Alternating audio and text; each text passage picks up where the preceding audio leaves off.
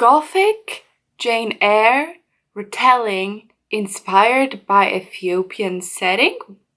Hello fellow book nerds, this is Gabby and today I'm bringing you another 5 reasons to read installment. So in this video I'm going to be bringing you 5 reasons why I think you should read Within These Wicked Walls by Lauren Blackwood.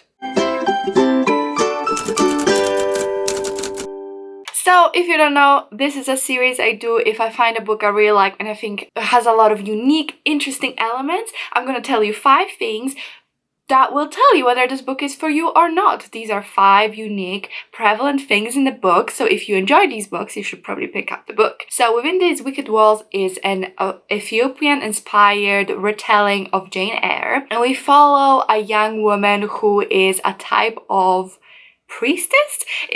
She's basically qualified to exorcise ghosts and expel them from houses, and one day she gets hired to go to this mansion that's been cursed for a while now, and everyone wants to turn down the job because the curse is so bad, but she really needs the endorsement desperately, so she decides to go for it.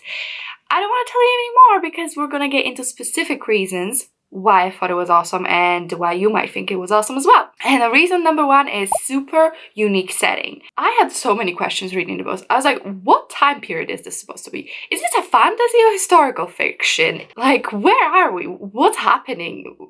What genre is this? I had a lot of questions, but they were positive because I was so confused, but at the same time, I loved it. The feeling of agelessness that this book gave me was just out of this world. It just felt so whimsical, but at the same time very creepy. The atmosphere was really good. So we're basically it's set in a hot country. It's never specifically said, again, whether it's fantasy or historical, I don't know, but we're in a desert country, really hot, and then in the middle of the desert there's this mansion, and the mansion's just like chillingly cold, like super Victorian era like atmosphere to it, and you're just like, what is this? What's happening? What am I reading? But it was really good and well done. It just added to this amazing feeling that this could be anywhere, anything you wanted, and the world building was a little vague, but that kind of added to this. I think if this was a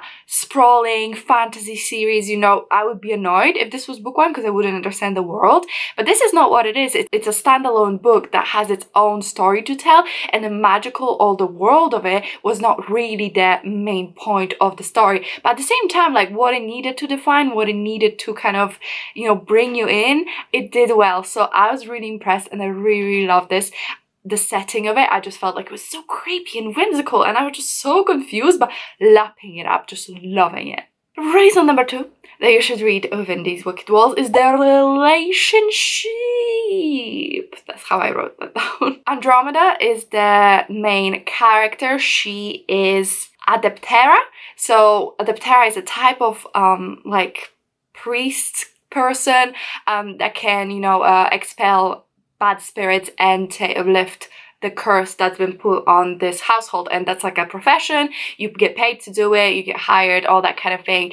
And the main love interest is Magnus, and he is the heir to this mansion, because basically in this world the curse, the evil eye comes to you if there's been a lot of prosperity and a lot of greed and a lot of wealth accumulated in a family. So Magnus's father actually had the evil eye put on him, and the curse developed with him because he had vast wellness. He's like a chocolatier or something, and that once he died, that got passed over to Magnus, his son. And Magnus is a man-child. Oh my god, he needs so much bloody attention. It's just like a golden retriever boyfriend, but weirder. And I was eating it up. I was eating it up like nobody's business. The way he was so needy, and the way I just wanted to take him home with me. I was like, I have problems. I'm man-child and I'm this attracted to him. And Andromeda was just like me. She was, chill, this boy needs help. And then she was like, I'm a slide in there, you know. I'm gonna slide in there. I just love their dynamic because Andromeda, it was this like level-headed, logical person, very independent, just wanted to do her job, you know. She just wants to be a good employee. She wants to kind of remain formal and, you know, appropriate. And Magnus is there like, please give me attention. Please bestow me your friendship. I am so lonely. Just like an annoying child would just come and try to hang out with her. And of course he's immature, so he doesn't have the vocabulary to tell her that he's lonely and wants to hang out. So he'll just be like, be my friend, be my friend, be my friend. And you're just like, this is so cute. I don't know what. This is why this video is called 5 reasons to read if you like these things. Because not everyone will love this dynamic. I know that. And I can totally appreciate it. But I love the dynamic. I love the relationship. I loved Magnus. I love Andromeda. And it was just adorable. These are my notes, yeah? Love an immature, petulant man-child. Don't judge me. He's so needy. Why do I find that hot? Lol. Oh my god. Girl, I'm dying. The sexual tension. Reason number 3 is the audiobook narrator. Oh my god, what a performance. I loved every second of it. So actually the same narrator that apparently narrates Who Fears Death, and I'm reading that this month, and I'm so excited. Oh my god. I'm so excited. But anyway, she was brilliant. The performance, it was screaming, shouting. Everyone was a different character. I could tell. It's just with her voice, she transformed into the character. And I forgot that one person was doing, and this was not a full cast audiobook. I loved it. It was so well done. Just top performance. Like honestly, probably one of my favorite audiobooks narrators now. I just read one thing from her, but it's fine. I was so bloody impressed, and I think that's what really got me into the book. I was like, yeah, it's fun. I'm on board. It's nice. But the audiobook narrator, oh my god, just made the story so engaging and so much fun. I loved the performance. It was so good. So if you're thinking maybe pick it up on audiobook, it's available on script, at least in the UK, and I had a blast with it. So number 4 is complicated.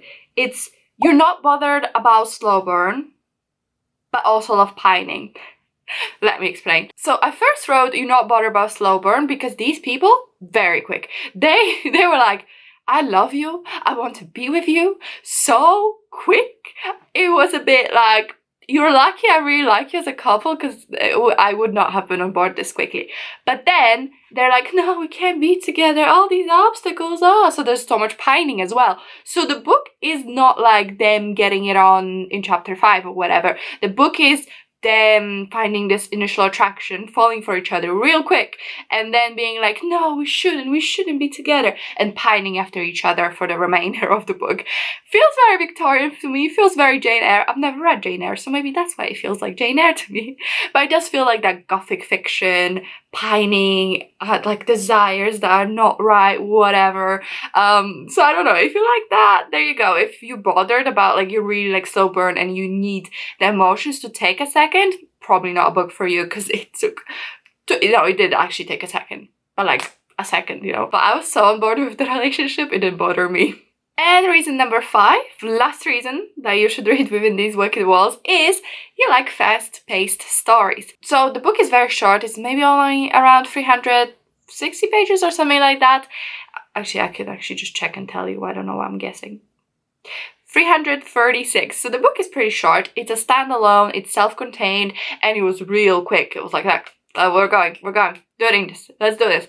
So if you enjoy a fast-paced story and you don't necessarily need to know every detail about the world building or explore the story or explore the world and everyone's, you know, motivations like in super depth where you need a lot of page time, there you go. A fast-paced, fun, quick, adventurous book for your adventures. It's kind of scary. It was kind of creepy. There was a lot of, you know, haunted house hijinks.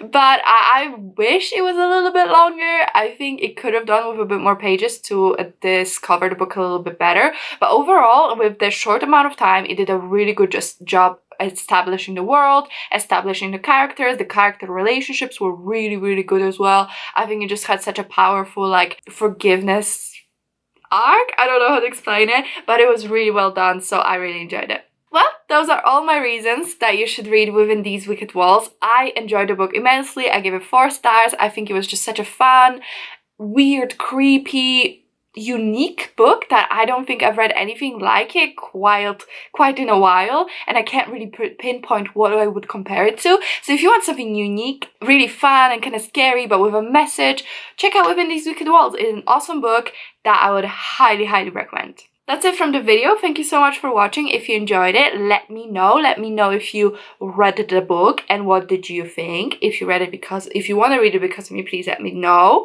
But if you enjoyed the video, if you could comment, like, and subscribe, I really appreciate it. It really helps me out.